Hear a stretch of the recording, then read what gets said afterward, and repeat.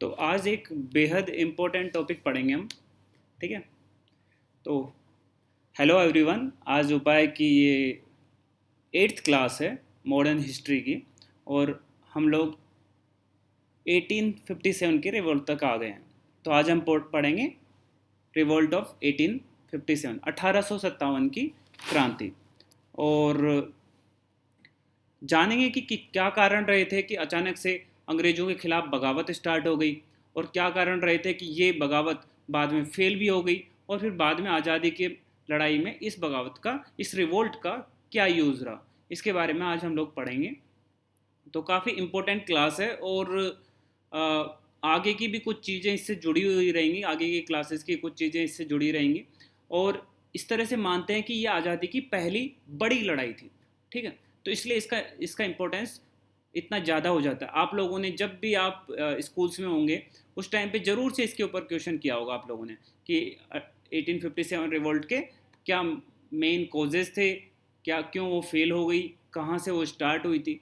तो आज हम पढ़ेंगे कि क्या कॉजेज़ थे, कॉजेज़ मतलब कारण क्या थे उसको, उसके स्टार्ट होने के, फिर वो स्टार्ट कैसे हुई थी, मतलब कोई एक पॉइंट हुआ होगा जहाँ से वो स्टार्ट हुई है, फिर वो फेल क्यों हो गई, और जब फेल हो गई तो उसके बाद में अंग्रेजों ने क्या क्या चेंजेस किए अपने एडमिनिस्ट्रेशन में। ठीक है। तो मैं थोड़ी इसके पहले की पृष्ठभूमि ला देता हूँ कि क्या हुआ था कि जो ब्रिटिशर्स थे वो क्या था, ब्रिटिश गवर्नमेंट तो इंडिया में आई नहीं थी। तो कौन आए थे, ब्रिटिश गवर्नमेंट नहीं आई थी तो कंपनी, वहाँ के कुछ बिजनेसमैन लोगों ने मिलकर एक कंपनी बनाई, और वो कंपनी इंडिया में आ गई बिजनेस करने के लिए। तो कंपनी जब इंडिया में बिजनेस करने आई तो कुछ साल, मतलब लगभग 100 साल तक तो उसने सिर्फ बिजनेस किया। उसने कोई रुचि नहीं दिखाई कि वहाँ के राजा महाराजाओं को टैक्स देते थे आराम से और अपना बिजनेस करते थे। फिर धीरे धीरे धीरे धीरे उनके इंटरेस्ट बढ़ने लग गए। उन्होंने सोचा कि क्यों ना हम इनको टैक्स, हम लोग दे रहे हैं, ये टैक्स ना दे। तो उन्होंने क्या किया कि उन राजा महाराजाओं को, उन नवाबों को अपने रास्ते से हटाने की कोशिश करने लग गई। तो ये हटाने, जब उनको हटाना है, राजा महाराजाओं के पास बड़ी बड़ी सेना होती थी, तो कंपनी तो एक बिजनेस कंपनी होती है, तो उसने अपनी क्या रखने लग गए, वो लोग सेना रखने लग गए कि चलो अब थोड़े थोड़े लोग हम लोग रखते हैं। और धीरे धीरे करके उन्होंने अपनी बड़ी सेना बना ली अंग्रेजों ने, और फिर धीरे धीरे राजाओं को हटाते गए अपने रास्ते से। तो अभी भी वो बिजनेस करना चाहते थे, फिर उसके बाद में सेना, छोटी छोटी सेना रखने लग गए, और फिर छोटी छोटी सेना से राजा महाराजाओं को हटा हटा के और खुद कब्जा करके खुद राज करने लग गए। ठीक है। तो इस तरह से उन्होंने धीरे धीरे पूरे भारत पे राज कर लिया। ठीक है। ये इनका कॉन्सेप्ट था। अब क्या हो गया था बात कि अब राज कर रहे थे तो राज तो अच्छा था नहीं, ऐसा ड्रीम रूल तो था नहीं कि राम राज्य था पूरा का पूरा कि हर कोई उस राज्य में खुश था। तो लोग तो परेशान थे, कुछ कुछ, कोई मतलब बंगाल में लोग परेशान थे, कोई अवध में लोग, अवध मतलब यूपी, आज का यूपी लगभग अवध कहलाता था उस टाइम पे। वहाँ के लोग भी परेशान थे, महाराष्ट्र के लोग भी परेशान थे, पंजाब के लोग भी परेशान थे, वहाँ के जमींदार भी परेशान थे, वहाँ के जो पीजेंट थे, मतलब किसान थे, वो भी परेशान थे। तो हर कोई परेशान था, पर कोई बगावत नहीं कर रहा था। ठीक है। कोई छोटे छोटे छुटंके बगावत होती थी अपने अपने इलाके में, ज़्यादा इतनी बड़ी कोई ऐसी बगावत नहीं हुई थी। बट जैसे कि चलो नागपुर में एक 50 लोगों ने बगावत कर दी, उसको पुलिस वालों ने, जो उनकी आर्मी थी, वो पकड़ के जेल वेल में डाल देते थे, कुछ को फांसी चढ़ा देते थे, कुछ बगावत दब जाते थे। ये एक बड़ी क्रांति थी, बड़ा रिवोल्ट था। ठीक है। कि पूरे, लगभग पूरे ऑल इंडिया लेवल पे, काफ़ी बड़ा लेवल पे ये इवेंट हुआ था, ये रिवोल्ट हुई थी, इसलिए इसके बारे में हम ज़्यादा पढ़ते हैं। ठीक है। जो छोटी छोटी लड़ाई हुई उनको भी मैं बाद में बताऊंगा। ठीक है। बीच बीच में जो छोटी छोटी लड़ाइयाँ हुई इधर उधर, ठीक है, अंग्रेजों की, तो उसको हम बाद में थोड़ा सा देखेंगे। तो देखिए, अब क्या हुआ था कि इतने सालों में कि 1857, 1857 से पहले पहले ऐसा हो क्या रहा था। तो ये क्या थी, ये कंपनीज जो थी ना, उसने क्या धीरे धीरे मिलिट्री स्टार्ट कर दी थी अपनी बनाना। अब वो मिलिट्री में किन लोगों को लेती थी, आपको क्या लगता था उसके सैनिक कौन होते थे, जरा टाइप करके मेरे को बताओ। उसके सैनिक कौन होते थे मिलिट्री में। ईस्ट इंडिया कंपनी, जो ब्रिटिश कंपनी राज कर रही थी 1857 से पहले पहले, उसके सैनिक सिपाही कौन होते थे, सिपाही कौन होते थे, ब्रिटिशर्स वहाँ के होते थे, या भारत वालों को जॉब देते थे, या कहीं और से लेके आते थे। आप लोगों को क्या लगता है, इंडियन लोगों को ही वो लोग रखते थे। ये कमाल की बात है। देखो, इंडियन लोगों को रखते थे, भारत के लोगों को, और फिर इन्हीं से युद्ध कराते थे इन्हीं के लोकल लोगों के खिलाफ, और भारत के लोग ही जाके और सब जगह कब्जा उब्जा करते थे, और फिर वो कब्जा करके पूरे पूरे उसको दे देते थे, कंपनी को दे देते थे। तो इस तरह का इनका एक स्ट्रक्चर था। देखो, आप लोगों ने ध्यान दिया हो तो सब्सिडरी अलायंस स्टार्ट कर दी थी वेलेस्ली ने, है ना। तो इसका क्या कॉन्सेप्ट था, वो क्या करता था सब्सिडरी अलायंस में, उस स्टेट में जाता था, उस स्टेट में जाके अपनी सेना रख देता था, और फिर वहाँ के नवाब से बोलता था कि ये सेना का जो खर्चा पानी हो, इसकी सैलरी हो, जो कुछ हो वो आपको देना पड़ेगा। धीरे धीरे वो क्या करता था, उस सेना को मान लो आज 100 आदमी रखे तो कल 100 आदमी और रिक्रूट कर लेगा। उसको तो ईस्ट इंडिया कंपनी को तो खर्चा देना नहीं है, नवाब को देना। तो 100 और कल को रिक्रूटमेंट कर लेगा, 100 की और वैकेंसी निकाल देगा, 200 हो जाएंगे, फिर 1000 और निकाल देगा, फिर हो सकता है कि 50,000। एक मान लो अवध है एरिया, अवध यूपी वाला एरिया, उसमें सब्सिडरी अलायंस के अंदर आ गया वो, और उसके अंदर 50,000 उसने अपनी सेना बनानी। किसने? अंग्रेजों ने खुद की। पैसा किसका लग रहा है? अवध के नवाब का। पर सेना किसकी है? अंग्रेजों की। ठीक है, समझ में आए? और 50,000 कहाँ से? अंग्रेज अपने ब्रिटेन से तो लेके आएंगे नहीं, इंग्लैंड से तो लेके आएंगे नहीं इतने लोगों को, उनको तो बहुत पैसा देना पड़ेगा। तो क्या करते थे वो, यहीं से लोकल लोगों को रिक्रूट करते थे। ठीक है, तो उनके ज़्यादातर लोग कौन होते थे? जो फार्मर्स वगैरह के बच्चे होते थे, कुछ मतलब जमींदारों के बच्चे तो कम जाते थे क्योंकि उनके पास तो पहले से बहुत पैसा होता था, पर मोस्टली फार्मर्स के बच्चे होते थे। ठीक है, यहाँ तक पता होना चाहिए। जब उनको रिक्रूट कर लेते थे वो लोग, तो क्या होता था कि उनको रिक्रूट करके और क्या करते थे कि उनको जैसे मान लो हिंदू, मुस्लिम, छोटी जात, बड़ी जात, इन सबको एक साथ ही रखते थे। वो कुछ भेदभाव नहीं करते पहले, उनके उनके मतलब बाहर के कल्चर में नहीं है ना ये सब, ब्रिटिश कल्चर में नहीं है, तो कुछ भेदभाव नहीं करते थे, उनको एक साथ ही एक ही टुकड़ी बना के रखते थे। ठीक है, तो यहाँ तक की पृष्ठभूमि आपको पता रहनी चाहिए। अब मैं बताऊंगा कि इन सब चीज़ों में क्या दिक्कतें आ रही थी। ठीक है, उसके अलावा क्या हो रहा था अंग्रेजों का, कि बहुत सारे टैक्सेस लगा रहे थे अंग्रेज, ये भी हम लोगों ने देख लिया, ये भी दिक्कतें थी। फिर उसके अलावा क्या मतलब टैक्सेस, मतलब किसानों पे कहीं जमींदारी में इतना हैवी टैक्स लगा रखा था, राइटवारी में, महलवारी में, सब में बहुत बड़े बड़े टैक्सेस थे, तो किसान उससे परेशान था। ठीक है, और बड़े बड़े रूलर्स थे, उनको वो कैसे तैसे हटाई देते थे, कोई को वार के द्वारा, कोई को सब्सिडरी के द्वारा, किसी को डॉक्ट्रिन ऑफ लैप्स के द्वारा। तो वो लोग भी, रूलर भी इनके खिलाफ थे। ठीक है, तो अब मेन कोजेज पे आते हैं। सबसे पहले मिलिट्री वाले कोजेज, कोजेज मतलब कारण। ठीक है, किन कारण की वजह से ये 1857 की क्रांति अचानक से फिर फूट गई। पर अचानक से नहीं फूटती, ऐसा नहीं कि भाई आज हम लोगों ने सबने डिसाइड कर लिया और पूरे देश में कल से क्रांति स्टार्ट कर देंगे, ऐसा नहीं होता। ये कई सालों का गुस्सा है जो एकदम से एक दिन एक तरह से फट गया वो गुस्सा, और ये 1857 की क्रांति स्टार्ट हो गई, 1857 की। पर वो गुस्सा क्यों आया, उसके पीछे कई सालों की कारण है। पहला बड़ा कारण मिलिट्री। मिलिट्री में क्या क्या कारण हो रहे थे? देखो, मैंने क्या बोला, जो रिक्रूट कर रहे थे ये लोग, जो सेना में लोग ले रहे थे, वो ज़्यादातर तो क्या थे, मैक्सिमम लोग, लगभग 80-90% लोग वो थे जो हिंदुस्तान के थे। ठीक है, हिंदू होंगे, मुस्लिम होंगे, और उस टाइम पे धर्म को बहुत माना जाता था। ठीक है, सिंपल सी बात है। तो उस टाइम पे जो बंदूक रहती थी उनके पास में, नई बंदूक आई थी, न्यू इनफील्ड राइफल। ठीक है, ये नई राइफल आई थी उस टाइम पे, इनफील्ड राइफल, नाम सुना होगा आपने। इसमें जो कार्ट्रिज लगती थी ना, इसमें बारूद भरने वाली, उसमें बोलते थे कि ग्रीस जो लगी है वो काऊ और पिग के फैट की थी। ये र्यूमर मतलब उड़ गई, र्यूमर मतलब किसी ने अफवाह उड़ा दी इस तरह से।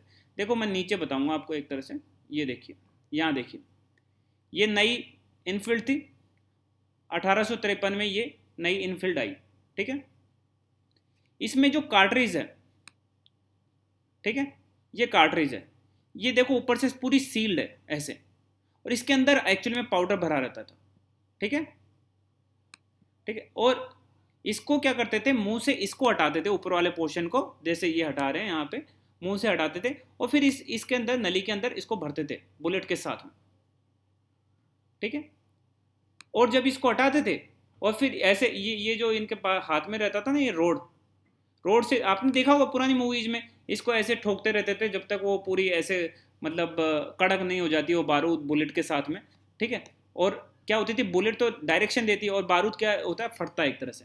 ठीक है, तो अंदर इसके नली के अंदर भरते थे, तो ये जब इसको मुंह में लेते थे तो बताया गया कि इसमें जो ग्रीस यूज कर रहे हैं, मतलब इसके अंदर जो एक तरह से चमड़ा यूज कर रहे हैं, उसके अंदर एक लुब्रिकेंट यूज़ करते थे एक्चुअली, वो ग्रीस गाय की और सुअर मतलब पिग की उससे बना है, मतलब खाल से बना है, उसकी चर्बी से बना है एक्चुअली, उसकी चर्बी से बना है। तो देखिए हिंदूज़ में काऊ को बहुत महत्व दिया जाता है, मुस्लिम्स में पिग को बहुत दिया जाता है, ठीक है। तो दोनों के दोनों इस चीज़ से गुस्सा थे, बहुत तगड़े गुस्सा थे उस टाइम, 1853 में आया था ये। और सब जगह ही हिंदू और मुस्लिम के जो सैनिक थे उनको बहुत गुस्सा आक्रोश था कि आप लोग हमारे धर्म को कंसिडर नहीं करें, और बंदूक तो उठानी पड़ेगी, सिंपल सी बात है। अगर युद्ध में जाओगे तो बंदूक से नहीं मारोगे तो सामने वाला मार देगा ना, तो मेरे को गोली तो उसमें डालनी पड़ेगी, और गोली डालने के लिए मुंह से इसको कार्ट्रिज को छीलना पड़ेगा। जब मुंह से छीलेंगे तो काऊ का अंदर आएगा, मेरे मुंह के अंदर ग्रीस चर्बी, तो ये तो मेरे धर्म के खिलाफ है एक तरह से। तो ये उनकी कंसिडरेशन थी, ठीक है। तो ये एक तरह से ये डायग्राम से मैं समझाना चाह रहा था आपको, ठीक है। नीचे थोड़ा डायग्राम दे दिया मैंने, ठीक है।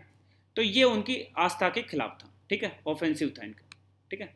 फैट यूज़ करते थे, चर्बी, ऐसा मतलब र्यूमर थी ये एक्चुअल में। फिर बाद में अंग्रेजों ने क्लैरिफाई भी किया कि भाई ऐसा नहीं है, ये सब नहीं डाला हुआ, पर एकदम से ये चीज़ फैल गई थी पूरे आग की तरह पूरी सेना के अंदर। उस सेना में 80% के आसपास या उससे भी ज़्यादा ही थे भारतीय ही थे उनकी सेना में। और अभी तक ब्रिटिश गवर्नमेंट रूल नहीं कर रही है। कौन कर रही है? ब्रिटिश ईस्ट इंडिया कंपनी ही रूल कर रही है देश को अभी तक, ठीक है। उसने भी क्या है, वैसे तो कंपनी है, जैसे कि एक एनटीपीसी कंपनी है आपके आसपास, इसकी खुद की सेना थोड़ी ना है कोई भी, इसकी कोई सेना नहीं है, पर सुरक्षा के लिए हो सकता है कल कोई अपनी सेना बना ले, फिर हो सकता है कि कोई ऐसा ऐसा कुछ हो जाए, तो इस तरह की बात है। उस टाइम पे चूंकि ये तो अपने देश में काम कर रही है तो इसको सुरक्षा की इतनी ज़रूरत नहीं है, पर मान लो इसी तरह की कुछ कंपनीज और है, ठीक है, जो दूसरे देश में जाके वहाँ पे कब्जा भी करना चाहती है, तो अपनी सेना बनाने लगेंगे। अब सेना में लोग कहाँ से लाएंगे? वहीं के लोगों को रिक्रूट करने लगेंगे। अब वहाँ के लोगों की आस्था के खिलाफ जा रहा था ये सब कुछ, ठीक है। फिर इन लोगों को क्या था, ये इन लोगों को लिया लिया जाता था ना मिलिट्री में, जो सैनिकों को लिया जाता था उनको ओवरसीज डिप्लॉयमेंट किया जाता था, मतलब समंदर के रास्ते दूसरी जगह, जैसे बर्मा में भेजा जाता था लड़ने के लिए, उधर की तरफ मान लो कि दूसरे दूसरे देशों में मान लो अफगानिस्तान की तरफ भेजा जाता था समुद्र से होके। तो इन लोगों के लिए उस टाइम पे काफ़ी धार्मिक लोग हुआ करते थे ना, पहले तो कुछ ज़्यादा ही धार्मिक लोग रहते थे।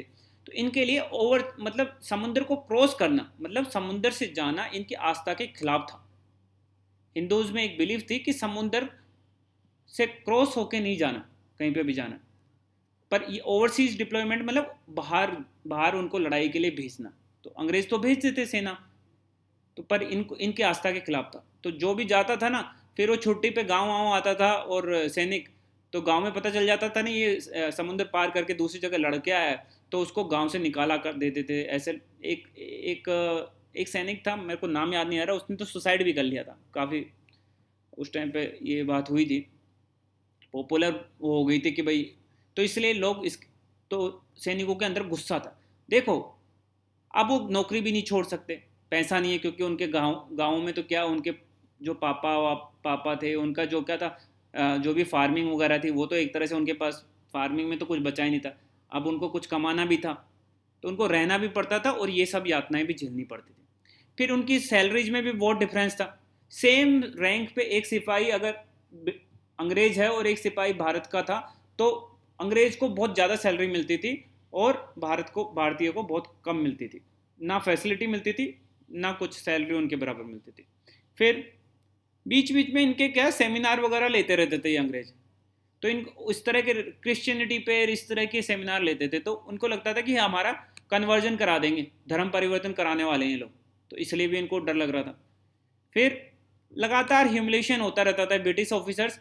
अगर मान लो ब्रिटिश ऑफिसर्स क्या करते थे, जो ऊपर के अधिकारी रहते थे, वो अगर सेम गलती एक भारतीय सिपाही ने की और एक अंग्रेज सिपाही ने की, तो अंग्रेज सिपाही को कुछ नहीं बोलेंगे, भारतीय सिपाही को बहुत कड़ी सजा देते थे। इन सब वजह से आर्मी के अंदर बहुत ज़्यादा रोष स्टार्ट हो गया, बहुत ही मतलब एक तरह से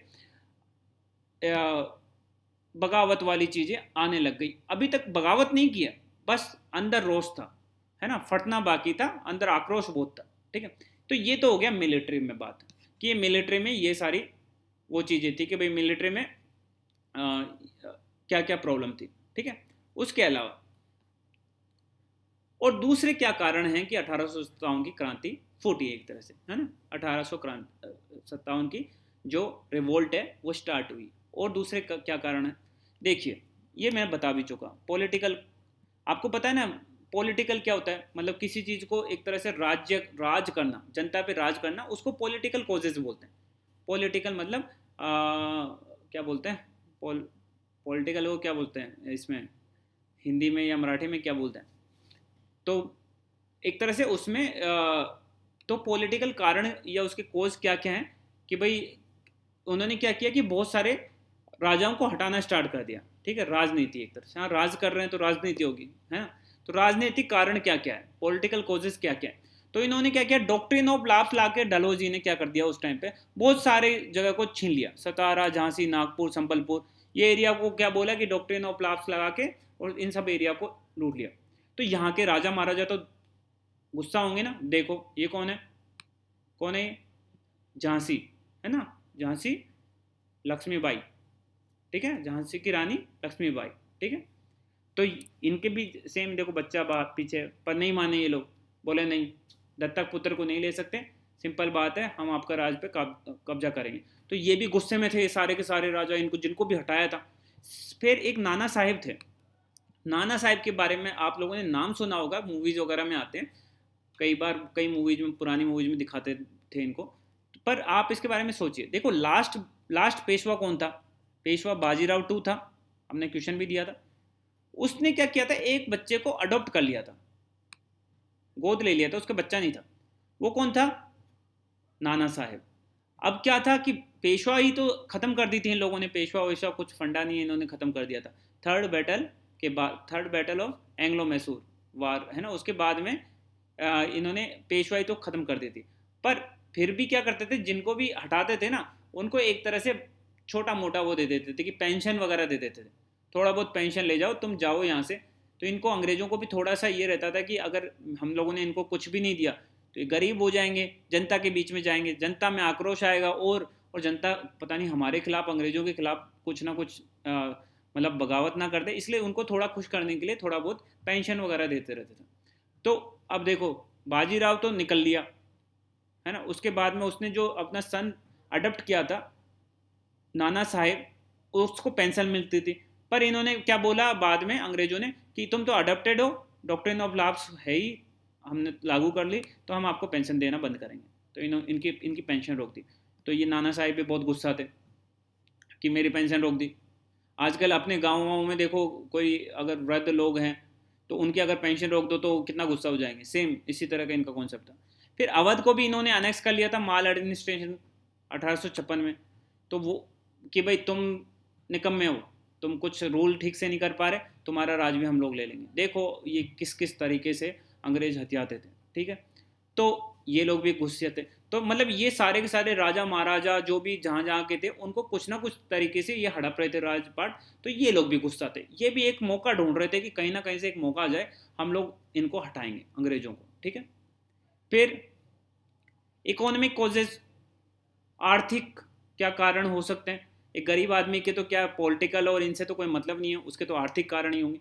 बहुत ज़्यादा टैक्स लगा दिए थे किसानों पे, जमींदारी, महलवारी, रॉयटवारी, इन सब में बहुत सारे टैक्सेस थे, है ना। तो दे ही नहीं पाते थे लोग, इतना थक गए थे वो टैक्स देते देते ही कि खुद के पास कुछ बचता ही नहीं था। तो इनके अंदर भी बहुत आक्रोश था। फिर discriminatory tariff policy, tariff policy मतलब भारतीय सामान पे तो टैक्स लगेगा, बाहर के सामान पे कोई टैक्स नहीं लगेगा। जैसे वो फरमान निकाला था ना फारूक सियार ने, उसी तरह का फरमान चालू रखते थे कि बाहर के कोई अगर आके बिजनेस करना चाहे इंडिया में तो उस पर तो कोई टैक्स नहीं, और इंडिया कोई बिजनेसमैन टैक्स बिजनेस करना चाहे तो उसकी चीज़ों पे टैक्स लगेगा। जैसे जीएसटी, है ना, बाहर की चीज़ों पे तो जीएसटी, बाहर का कोई आके और यहाँ पे फॉरेन का यहाँ पे कंपनी खोले तो उसकी चीज़ों पे तो जीएसटी नहीं लगेगा, हमारे अगर कोई लोकल बंदा होगा तो उस पर जीएसटी लगेगा। इस तरह का कॉन्सेप्ट था। तो लोकल वाले तो गुस्सा होंगे, ठीक है। और इन्होंने यहाँ क्या पूरा डिस्ट्रक्शन कर दिया, पूरे यहाँ पे अपने बहुत हैंडीक्राफ्ट वाली चीज़ें बहुत बनती थी पहले, ठीक है, इन सबको तहस नहस कर दिया अंग्रेजों ने, ठीक है। तो एक तरह से डी इंडस्ट्रियलाइजेशन हो गया, मतलब इंडस्ट्रियलाइजेशन का उल्टा। तो इसकी वजह से अनएम्प्लॉयमेंट बहुत ज़्यादा बढ़ गया, मतलब बेरोजगारी बहुत ज़्यादा बढ़ गई, हैंडीक्राफ्ट वगैरह इंडस्ट्रीज़ को ख़त्म ही कर दिया इन लोगों ने, ठीक है। तो ये लोग भी अब फ्री बैठे क्या करेंगे, अब इनको लग रहा है ऐसा कि इन्होंने हमको हटाया, अब हम इनको हटाएंगे, हमको नौकरी वोकरी नहीं मिल रही है अब कहीं पे भी, तो हम कुछ ना कुछ तो विद्रोह करेंगे, ठीक है। ये एक बहुत इंपॉर्टेंट कारण है, सोशियो रिलीजियस कोज। ठीक है, आप पहले यहाँ पे तो देख ही लिया होगा आपने, सोशल रिलीजियस, इसमें भी तो सारा रिलीजियस कारण ही है ना, कि भाई आप हमको मतलब गाय या पिग का खाने पे मजबूर कर रहे हो, हमको दूसरी ओवरसीज भेज रहे हो, दूसरी कंट्रीज में भेज रहे हो, हमारे तो धर्म इजाज़त नहीं देते।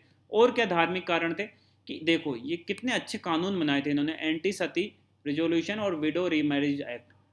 पर क्या था, कुछ जो कुछ ऑर्थोडॉक्स हिंदूज थे ना, ऑर्थोडॉक्स मतलब वो जो इन परंपराओं को मानते हैं, है ना, कुछ होते हैं ना पारंपरिक, या कुछ ऐसे लोग होते हैं जो इन्हीं चीज़ों को मानते हैं, तो उन लोगों को ये पसंद नहीं आया कि आप हमारे उसमें क्यों घुस रहे हो, ये तो सालों साल हजारों सालों से चली वाली मतलब परंपरा है, इसके बीच में घुस रहे हैं ये लोग।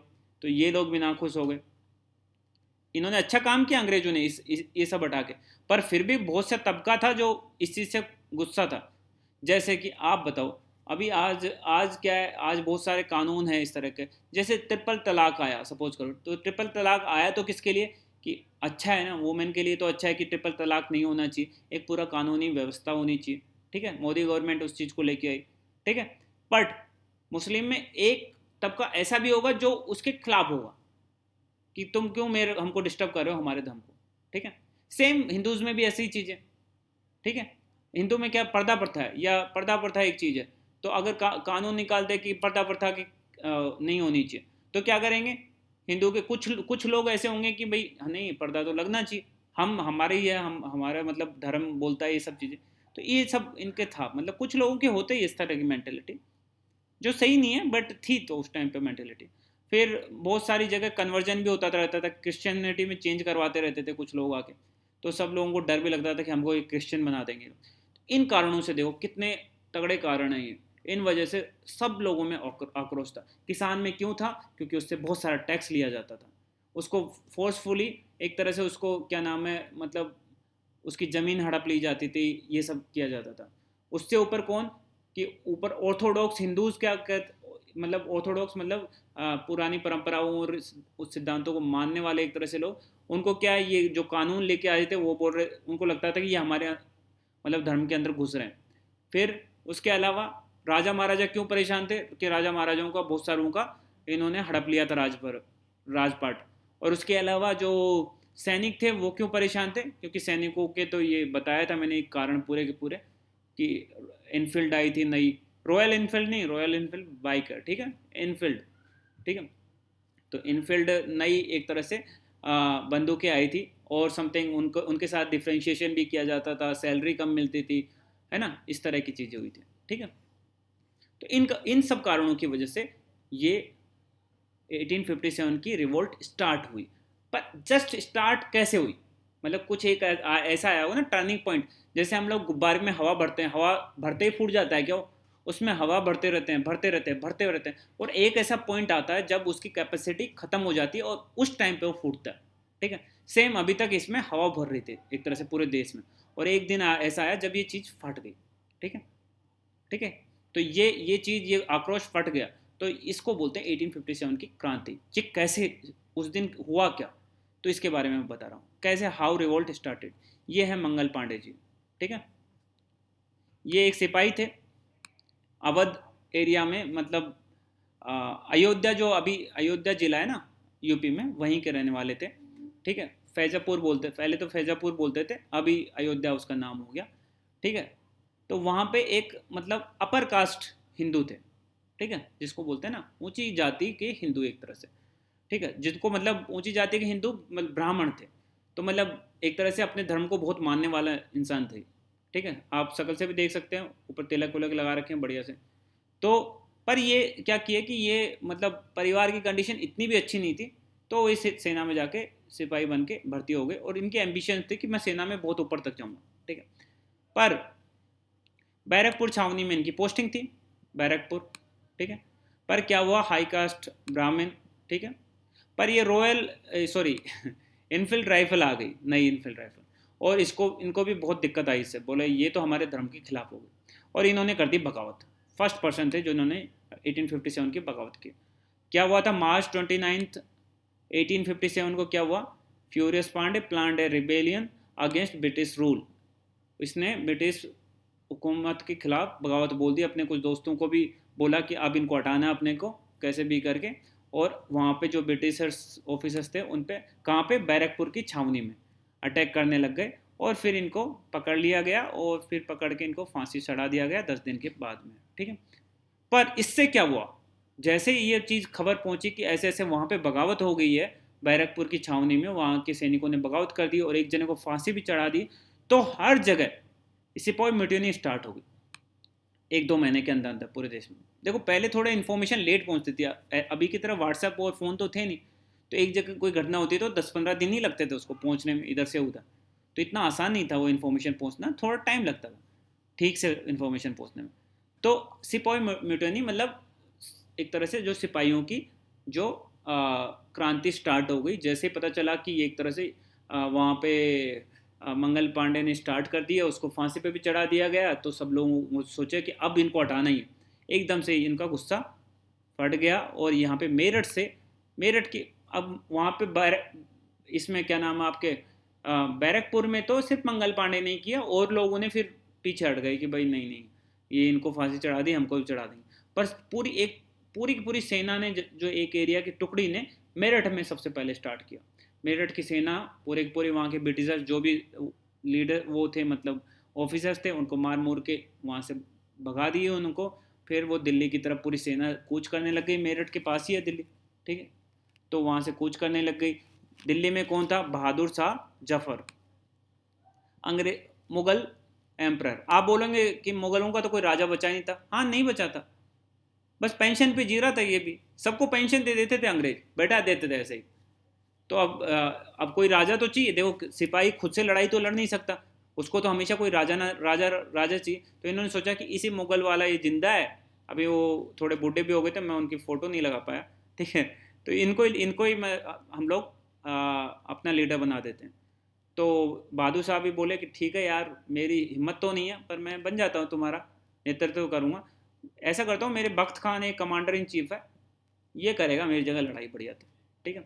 तो ये स्टार्ट हुआ और दिल्ली में फिर इन्होंने क्या किया, इधर उधर सब जगह अटैक करने लग गए अंग्रेजी, जहाँ जहाँ पे जैसे मान लो कि उनकी कॉलोनीज थी या उनकी सेना कहीं इधर उधर स्टेशन थी, और अटैक करते थे, ब्रिटिश सोल्जर्स को मार देते थे इधर उधर, और वहाँ की सेना भी इनके साथ होती रही। तो इस तरह से वो एक तरफ से 1857 की क्रांति स्टार्ट हो गई, ठीक है।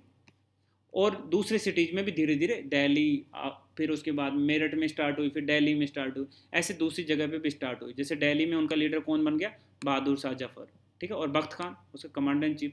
इसी तरह से फिर जैसे न्यूज़ गई दूसरी जगह, बरेली में भी स्टार्ट हो गई, वहाँ के सैनिकों ने भी विद्रोह कर दिया और उन्होंने अपने लीडर कौन चुन लिया, खान बहादुर खान, ठीक है। कानपुर में नाना साहब तो पहले से भरे हुए बैठे थे, बाजीराव टू के अडेप्टेशन और तात्या टोपे, इन्होंने भी बोला कि अंग्रेजों को हटाएंगे अभी यहाँ पे, और इन्होंने भी वहाँ पे बगावत स्टार्ट कर दी। लखनऊ में बेगम हजरत महल, नाम पॉपुलर है ये, है ना, और झांसी में रानी लक्ष्मीबाई, इनको भी लगा कि मेरे को हटाया गया, अब मेरे पास भी मौका है अंग्रेजों को बदला लेके भगाने का, ठीक है। बिहार में कौन थे, कुंवर सिंह अमर सिंह, ठीक है, ठीक है। ये मोटा मोटी नाम है जो दूसरी सिटीज़ में एकदम से बगावत फूट पड़ी। तो अब देखो आप, काफ़ी सिटीज़ में ये बगावत फूट पड़ी, पर ये मेनली क्या थी कि सिपाही ड्रिवन थी, मतलब सिपाहियों ने ये बगावत एक तरह से स्टार्ट की, और फिर उन्होंने अपने लोकल देखा कि कौन हमारा सबसे अच्छा लीडर हो सकता है, उसको लीडर चूज करेंगे, और फिर हम लोग अंग्रेजों के खिलाफ सिस्टमेटिकली लड़ाई लड़ने की कोशिश करेंगे, ठीक है। तो इन्होंने अपने अपने लीडर चुन लिए, कानपुर की सेना ने नाना साहब को चुन लिया, लखनऊ में ये हो गया, इस तरह से करके इन्होंने।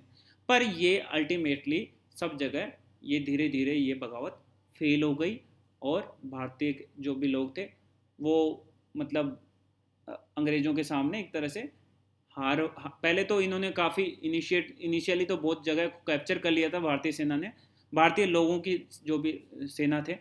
पर धीरे धीरे क्या हुआ, अंग्रेज़ों ने अपना सप्रेशन स्टार्ट किया, अपना मतलब एक तरह से मतलब लड़ाई में अग्रेशन स्टार्ट किया और धीरे धीरे सबको सप्रेस्ड कर दिया, ठीक है। तो फिर ये एक तरह से 1857 की क्रांति फेल हो गई, नहीं तो हमारा देश उस टाइम पे भी आज़ाद हो सकता था। अब इसके रीजंस क्या, क्यों हुई ये फेल? फर्स्ट इम्पोर्टेंट रीज़न कि अंग्रेज़ों के पास में बेटर टेक्नोलॉजी थी हर चीज़ में। आपको ध्यान होगा टेलीग्राफ, पोस्ट ऑफिस, है ना, ये सब नई नई उनके पास वेपन थे, है ना। और ये क्या नाम है, डलहौजी ने तो सब स्टार्ट कर दिया था। अब टेलीग्राफ से फटाफट एक जगह से दूसरी जगह संदेश पहुंच जाता था, फिर कहीं पर अटैक हो रहा था तो सेना फटाफट आ जाती थी, है ना। उनके पास मॉडर्न वेपन्स थे, तो इन वजह से ये सुपीरियर थे, है ना। इनके लीडर्स भी बहुत एबल थे। इनके जो लीडर्स थे वो तो ठीक है, पुराने लोग थे एक तरह से, वो पुरानी परंपराओं के हिसाब से चलते थे, ज़्यादा एक्टिव लीडर भी नहीं थे। एक दो बहुत स्ट्रॉन्ग थे, जैसे रानी लक्ष्मीबाई, ठीक है। फिर ये जो रिवोल्ट थी ना, ये पूरे देश में नहीं फैली। आप देखेंगे ना, ये ज़्यादातर नॉर्थ का एरिया है, साउथ का एरिया नहीं लिया। आपने देखा होगा महाराष्ट्र में कुछ भी नहीं दिखा इनमें सिटीज़ में, तो साउथ इंडिया में तो कुछ हुई नहीं ये रिवोल्ट, ठीक है। और पंजाब और बंगाल में भी थोड़ी थोड़ी, देखो बंगाल का भी कोई एरिया नहीं है इसमें, तो थोड़ा थोड़ा कहीं कहीं छुटपुट स्टार्ट हुई लड़ाई। अदरवाइज मेजोरिटी ऑफ इंडिया में तो ये फैली ही नहीं रिवोल्ट, ये सिर्फ नॉर्थ इंडिया की रिवोल्ट ही बन के रह गई, ठीक है। इनका कोई खास विजन नहीं था, बस जाना है लड़ाई करना है। लीडर्स का भी कोई खास विजन नहीं था। अचानक से लड़ाई स्टार्ट हुई, लीडर्स भी हक्के बक्के रह गए। जैसे गांधी जी का एक विजन था, है ना, कई सालों तक उस विजन को लेके कि भाई अंग्रेजों को हमको यहाँ से भगाना है और क्या क्या मेरे तरीके। इनको तो अचानक से लीडर बनाया गया, बहादुर शाह जफर जैसे बूढ़े आदमी को कुछ समझ में नहीं आया ये हुआ क्या, तो इस वजह से भी ये हार गए। फिर लेक ऑफ कंप्लीट नेशनलिज्म। उस टाइम पे भारत एक देश नहीं था। मराठा अपने आप को देश मानते थे, निज़ाम साउथ के उस टाइम पे वो अपने आप को, मतलब निज़ाम उजाम बचे नहीं थे, बट जो भी पेंशन पे थे वो अपने आप को एक तरह से सब्सिडरी अलायंस के अंदर था जैसे निज़ाम, तो वो अपने आप को एक राजा मानता था कि ये तो मेरा अलग ही देश है, ठीक है। सिंधियाज अपने आप को राजा मानते थे कि ये मेरा अपना देश है, ठीक है। तो एक भारत वाली फीलिंग कोई नहीं थी उस टाइम पे, ठीक है। ये तो अलग अलग थे सारे के सारे, ये तो यूनिफिकेशन बाद में होगा सारा का सारा, ठीक है। तो एक नेशनलिज्म वाली कोई फीलिंग नहीं थी, राष्ट्रवाद नहीं था उस टाइम पे। लैक ऑफ कोऑर्डिनेशन थे ही नहीं सारे के सारे। कोई झांसी में लड़ रहा है, कोई फैजाबाद में लड़ रहा है, कोई लखनऊ में लड़ रहा है, एक साथ कोई कोऑर्डिनेशन नहीं है कि भाई ये हार रहा तो कोई लखनऊ की सेना वहाँ पे आके वहाँ पे अटैक करे। सब अपने अपने मर्जी में लड़ रहे थे, तो कोई कोऑर्डिनेशन था नहीं, ठीक है। कहीं पे सिपाही लड़ रहे हैं, कहीं जमींदार लड़ रहे हैं, सिपाही जमींदार और किसान के बीच में कोई एक साथ उनको लाने वाला कोई था नहीं, ठीक है। तो इसलिए भी ये कोऑर्डिनेशन की वजह से भी फेल हो गई ये रिवोल्ट, ठीक है। फेल हो गई तो अंग्रेजों ने ये सबक तो ले लिया कि ये इस बार तो फेल हो गई, वापस से अगर कोई सिस्टमेटिकली अगर अटैक हो गया तो भैया अगली बार हमको कोई नहीं बचा सकता, सिंपल सी बात है। तो ये चीज़ वहाँ की गवर्नमेंट, ब्रिटेन में जो गवर्नमेंट बैठी है, इंग्लैंड में गवर्नमेंट बैठी है, उसके दिमाग में आई कि ये चीज़ अब गलत हो रही है और ये ईस्ट इंडिया कंपनी अभी कैपेबल नहीं है सारे काम करने के लिए। तो इसके बाद में इन्होंने एक एक्ट लाया जिसको गवर्नमेंट ऑफ इंडिया एक्ट 1858 बोलते हैं, मतलब इस लड़ाई के एक साल बाद में जब स्टार्ट हुई थी 57 के 58, तो इसको बोलते हैं इस गवर्नमेंट ऑफ इंडिया एक्ट 1858। और इसमें बहुत सारे इंपॉर्टेंट चेंजेस किए गए। एक तो उन्होंने उसको हटा दिया पूरा, ठीक है, क्या नाम है, कंपनी को सारी अथॉरिटी हटा दी कि कंपनी अब कोई रूल नहीं करेगी भारत में। अब कौन रूल करेगी? वहाँ की गवर्नमेंट खुद। कहाँ की? ब्रिटेन की। मतलब वहाँ के तो राजा रानी हुआ करती थी वहाँ की, वो डायरेक्ट रूल करेगी। कौन? Queen Victoria. विक्टोरिया थी, एलिजाबेथ थी उस टाइम पे, ठीक है, छोड़ो उस सब चीज़ों को। तो क्वीन वहाँ की रूल करेगी पूरे भारत में एक तरह से। इससे पहले कौन रूल कर रहा था 1858 से पहले पहले तक? East India company. और उसके बाद में उन्होंने सोचा ये कंपनी कोई काम की नहीं है, ये मतलब अब अगला रिवोल्ट होगा तो ये सब कुछ मतलब ख़त्म हो जाएगा। इससे अच्छा ये अपॉर्चुनिटी है कि गवर्नमेंट यहाँ की जाए वहाँ पे और सीधा डायरेक्ट कंट्रोल रहेगा क्वीन का, और वो करें, मतलब पूरा का पूरा वहाँ पे रूल करें, ठीक है। इसलिए इन्होंने अब गवर्नर जनरल की जगह वाइस राय अपॉइंट करने लगे। वाइस रॉय अब गवर्नर जनरल का नया नाम है एक तरह से। वाइस रॉय पहले क्या करता था? गवर्नर जनरल होता था, ये एक तरह से कंपनी का रिप्रेजेंटेटिव होता था इंडिया में, ठीक है। और वॉइस राय क्या होगा? ब्रिटिश क्राउन का, मतलब वहाँ के क्राउन क्वीन चूज करेगी कि ये वॉइस रॉय होगी, ये पूरे देश को मेरे बिहाफ पे चलाएगा, ठीक है, सिंपल लॉजिक है। तो 1858 के बाद में ये सारी की सारी वॉइस राय कहलाएंगे, जो पहले गवर्नर जनरल ऑफ इंडिया कहलाते थे। पहले गवर्नर जनरल ऑफ बंगाल आया, फिर गवर्नर जनरल ऑफ इंडिया आया, फिर गवर्नर जनरल वॉइस राय आया, ठीक है। उसके बाद में इन्होंने सोचा यार ये तो कल को गड़बड़ हो जाएगी, तो हम क्या करेंगे, कुछ सेक्शन है ना, डिवाइड एंड रूल चलेंगे। कुछ सेक्शन को अपनी तरफ लाएंगे, कुछ को हिंदू और मुस्लिम को बांटेंगे, है ना। बड़े जो लैंडलॉर्ड्स है, जमींदार से, उनको कुछ कुछ अपीजमेंट देंगे। अपीजमेंट मतलब उनको बहलाएंगे फुसलाएंगे, कुछ उनको बढ़िया बढ़िया चीज़ें गिफ्ट विफ्ट देंगे, उनको थोड़ा उनका पैसा बढ़ा देंगे। तो ये अपीजमेंट पॉलिसी से समाज डिवाइड हो जाएगा और हमारे खिलाफ लड़ाई नहीं होगी। फिर इन्होंने ये सोचा कि आर्मी में क्या है, आर्मी में हमारे लोगों की कमी थी, तो इन्होंने क्या यूरोपियंस को ज़्यादा बढ़ाना स्टार्ट कर दिया, ठीक है, इंडियन से ज़्यादा। मतलब जैसे मान लो पहले 20% ही यूरोपियन थे, तो अब उसको बढ़ा बढ़ा के 30% 40% करेंगे। कल को विद्रोह हो जाए तो हमारे पास में यूरोपियन तो बच्चे लड़ाई लड़ने के लिए। जो सेंसिटिव पोस्ट थी सारी की सारी यूरोपियन हेल्ड करेंगे, ठीक है। सेंसिटिव पोस्ट मतलब बड़ी पोस्ट आर्मी के अंदर। कास्ट बेस्ड बटालियन बनेंगे, ठीक है। हो सकता है अभी डिस्कनेक्ट हो जाए तो वापस से कनेक्ट कर लीजिएगा आप लोग। कास्ट बेस्ड बटालियंस बनाएंगे, ठीक है। मतलब एक कास्ट दूसरी कास्ट के साथ में मैच नहीं करेगी। पहले क्या था कि हिंदू में क्या था कि अपर कास्ट थी, वो लोअर कास्ट के साथ काम नहीं करना चाहती थी, पर अंग्रेजों ने एक साथ कर दिया था। तो वो कास्ट में उनको गुस्सा आता था कि हम लोअर कास्ट के साथ में कैसे बैठ रहे हैं, खड़े हो रहे हैं। तो वो उनको अंग्रेजों के खिलाफ आक्रोश था, तो इन्होंने डिफरेंट कास्ट की अलग अलग वो बना दी, बटालियन बना दी, ठीक है। और इन्होंने डिसाइड भी किया कि हम कोई रिलीजन वाले मैटर्स में अंदर नहीं घुसेंगे, जैसे सती प्रथा या इस तरह के विडो रीमैरिज एक्ट ये सब लाए थे, तो इन्होंने मना कर दिया कि अब हम ये नए कानून नहीं लाएंगे। और इसकी वजह से हमारे देश में बहुत बड़ा नुकसान हो गया, कोई सोशो रिलीजियस रिफॉर्म्स बिल्कुल रुक गए एक तरह से, ठीक है। उसके अलावा ये एक चार्ट दे रखा है यहाँ पे, फर्स्ट सेक्रेटरी, और इसके बाद में इस एक्ट में एक सेक्रेटरी ऑफ स्टेट की भी पोस्ट बनी जो चार्ल्स फूड था। उसके अलावा ये तो बना ही दिया आपका फर्स्ट गवर्नर जनरल कौन था, Hastings. Governor general of India कौन था, बेंटिक्ट, है ना। लास्ट गवर्नर जनरल सी राजा गोपालाचारी, ठीक है, तो बाद में आएंगे। और वॉइस रॉय कौन था पहला, लॉर्ड कैनिंग। ये कुछ बुक्स है 1857 की क्रांति के ऊपर, इंपॉर्टेंट बुक्स है, आप लोग देख लीजिएगा, है ना। कुछ आपको क्योंकि कुछ एग्जाम्स में ये बुक्स वगैरह के बारे में पूछ लिया जाता है, ठीक है। तो आप ये थोड़ा सा इन बुक्स के बारे में देख लेना, कौन सी बुक का नाम आप याद कर सकते हैं, सारे याद रखो तो बढ़िया है, कभी ना कभी कुछ ना कुछ पूछ लिया जाता है। इसी के साथ में 1857 की क्रांति खत्म होती है। आप